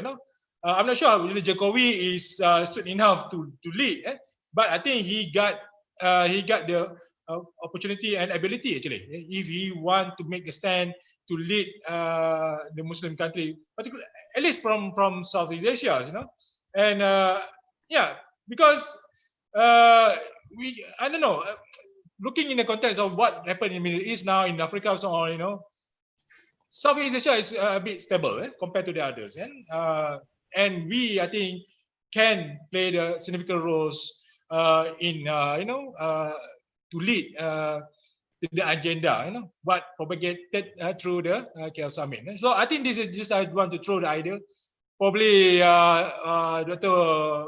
John Mahmoud can respond to this, because we see in Malaysia, we see you as a leader. You have an opportunity and ability to do that. Even though you still also have a difficulty in your economies, your developments on. But I think I can see the prospect in the future that you, the country can lead the Muslim nation, and also to bring prosperity, among the Muslims. So, back to you, Mehmet. This is my point of view. Okay, Professor Azizuddin, thank you very much for your opinion about this KL Summit and the coming future, what will happen. So next, Professor Kamaruzaman, please welcome again the same question to you, the last evaluation and the future projection of this KL Summit. Okay, thanks very much, Dr. Mehmet, and good afternoon, everybody.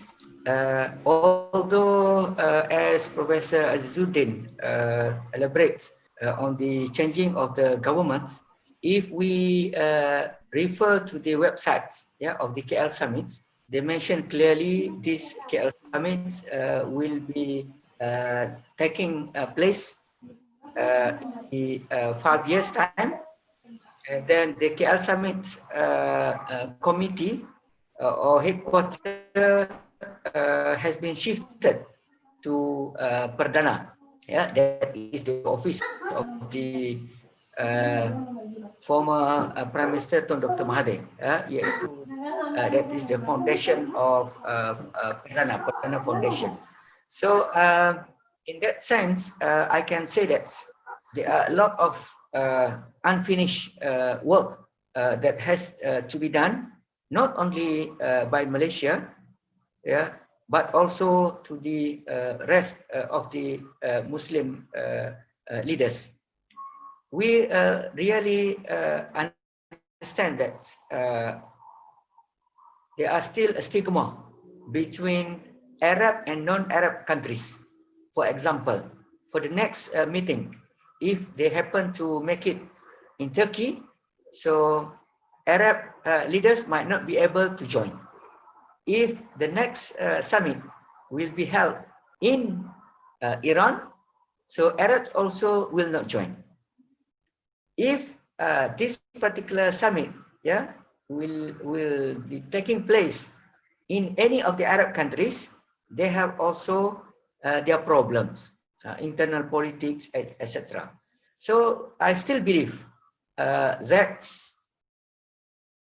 KL summits will follow the footsteps of D8. I think all of us know about how Najmuddin Erbakan started the movement to try to gather 8 Muslim countries in 1996-97 in order to help the Muslim nation. Yeah, because I think some of the panelists mentioned about why only 5 big Muslim leaders coming, not the rest. I think the idea of Dr. Mahathir, Dr. Mahathir followed is that same as the footsteps taken by Erbakan.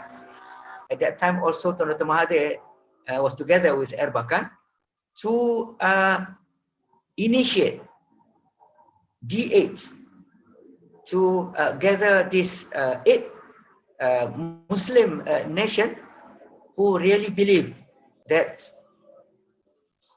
not only political move can help Muslim nation, but apart from that, there are some other various fields that they can sit, discuss, and finding solutions for the sake of the betterment of the Ummah. So I still believe that although, for example, may Allah SWT give a long life and healthy life to Dr. Mahathir, he will be able to continue his job. Nowadays a political conflict is a little bit tight between them, but I still believe that after some times, because we have our own, saying that is Melayu mudah lupa, that is the Malays that are very easy to forget. Hopefully, in this case, although there are differences, in terms of political affiliation, understanding, but for the sake of the Muslim, I hope that we make dua that Allah SWT will give them wisdom and that they can continue the next KL summit in 4 years' time.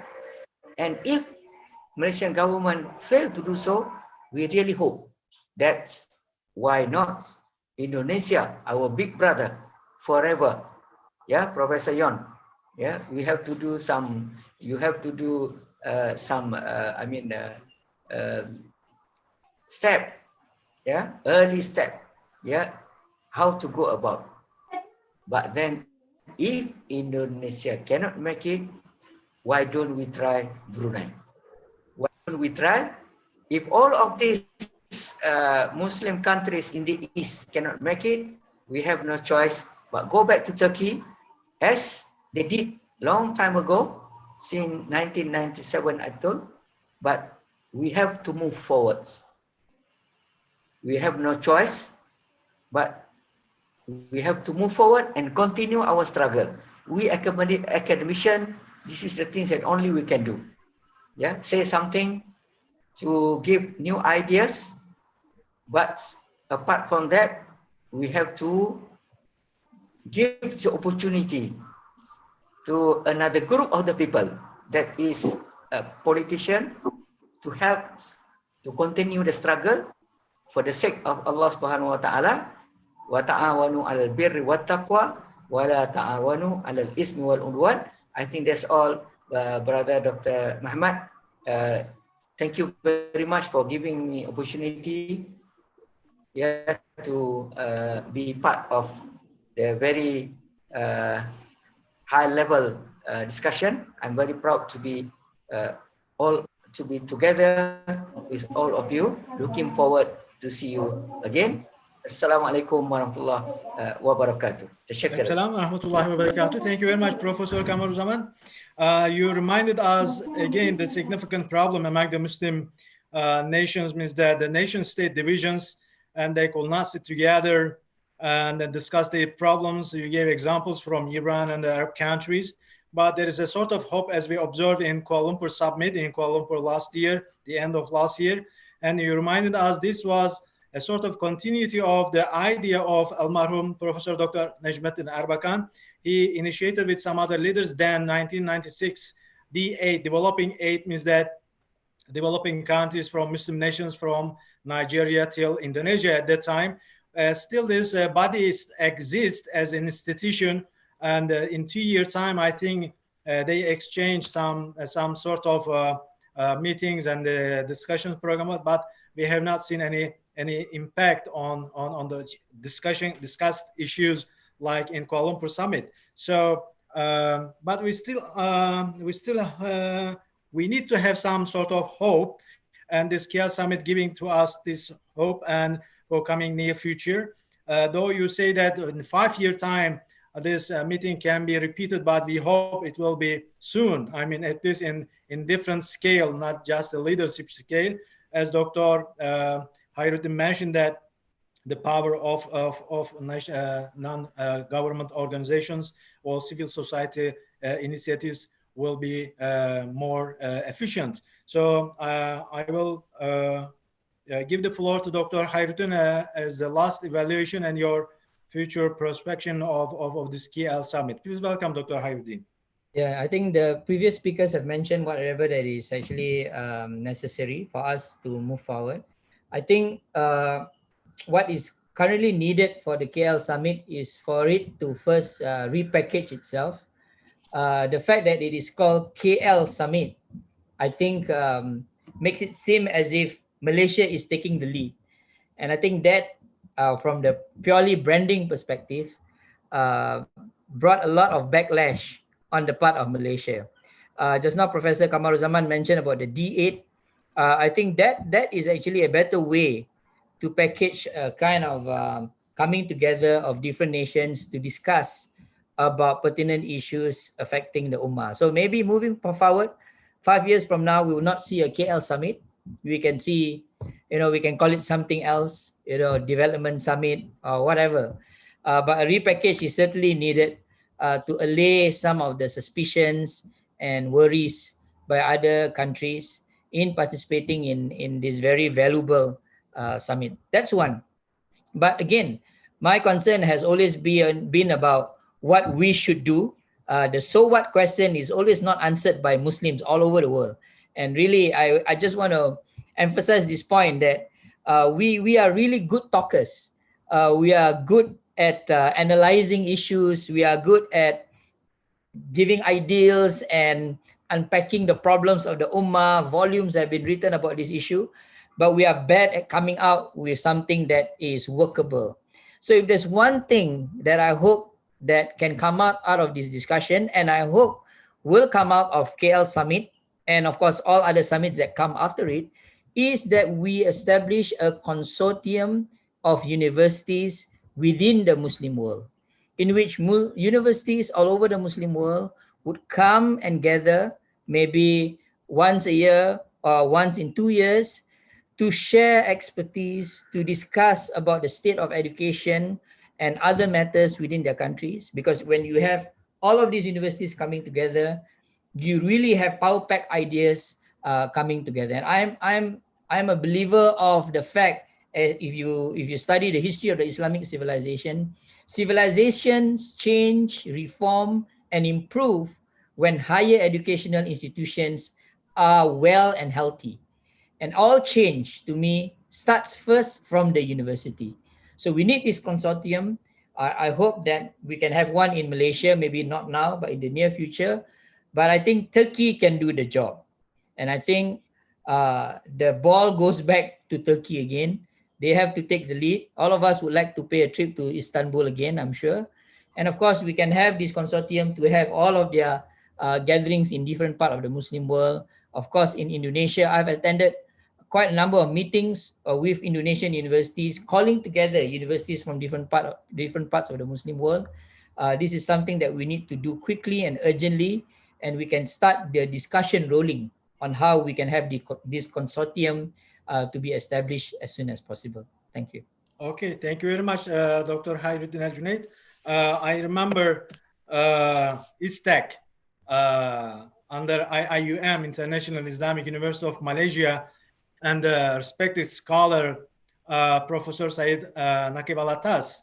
He established with his friends, close friends, and the students, and built up this significant institution. Although it had some problems in the past few decades, but still have the aura over there. So people from Africa and even Europe remember this, till Turkey, of course, remember this institution and the impact on intellectual development of Islamic world and the scholarly works. So you mentioned this, thank you very much. Again, the power of academia. Potentially we have something from Indonesia until, let's say, Morocco, but you focus on more the leading power of Turkey. We hope, we don't know, reality, we hope that there will be some more initiatives regarding to this collaborations in academic intellectual levels. So my, the last speaker, Dr. John Mahmoudi, again, maybe you may touch this role of undemocratic rules in Arab nations, because the problem particularly coming from this undemocratic rules and the not fruitful civil society activities in Arab nations. So this situation, unfortunately, distract the potentiality of these former great nations, Arab nations in the past. So what would you like to say once the problem over there? And another one, potentiality, everybody agrees that Indonesia is still over there as a hope to cover some issues and to contribute and collaborate for in those fields. What would you like to say about this both issue in terms of Kuala Lumpur Summit and the future? Yeah, I think our challenge also in terms of the Muslim world is the future of the democracy and democratization in the Middle East, because this is also become the big issue in the region when we talk about the future of the peace, future of the welfare, the future of democracy in the region. And we are in for a long time, in particularly for the Middle East, entrapped with the huge polarization between the hegemonic of the Saudi or Iran, and those countries also, you know, bring and develop the affiliation with the external actor, for instance, with the US or with Russia and other countries that make the country, you know, did not stable yet till now. So the issue of democratization, I think, very important. We hope that the region, the Middle East, will get, you know, good improvement in terms of the democratization. And if the Middle East, you know, have the stability, then can expand, you know, their affiliation with the Southeast Asia, with the ASEAN country, and can sit together in equal and in a equal position, respect each other, then we hope that the cooperation among the world Muslim can, be realized, in the future. Regarding the issue of the KL Summit, I think the KL Summit still kind of promising initiative that we can rely on, their struggle to unite the Muslim Ummah, to address the issue of the Muslim Ummah and try to solve the problem. And we hope that the Malaysian leadership, can convince the Indonesian leadership, about the significance of the KL summit in the future. As we see that our, the leadership of Jokowi from the first term and the second term also, I think, show his commitment to the Muslim Ummah and show very a clear message, to side with the Palestinian issue against the Israeli aggression and also try to be involved in mediation process in the Middle East. So this KL summit, I think, in the future can be alternative, as the forum to talk between the Asians and the Muslim leader, to address some significant issue. And I think I do believe that Indonesia also, can take the leadership in this, to follow and continue the spirit of the KL Summit in the future, as we also develop some institutional, social, educational progress, in facing the problem of the Muslim Ummah. For instance, Indonesia right now established in terms of the education, the International Islamic Indonesia University that also will try to bring many scholars, many students around the world from the Muslim country to raise about their awareness, about the responsibility to solve the problem of the Muslim Ummah. And we hope that those kind of forum can be developed in the future, and we see the prospect, I think, very clear in the future. Okay, thank you very much. Okay, thank you very much, John Mahmoudi. Over here, Zuhur Azan in Istanbul time. So this is the end of our session. Thank you very much for all of you, from Indonesia, Malaysia, and Singapore. And I am also thankful to Fatih Sultan Mehmet Foundation University and Osmanlı and Ottoman-Malay Studies Center. Let me give some last statement from Dr. Mahathir after this KL Summit. He stated that we have signed 18 agreements among us, particularly between Malaysia and Turkey, Qatar. So it means that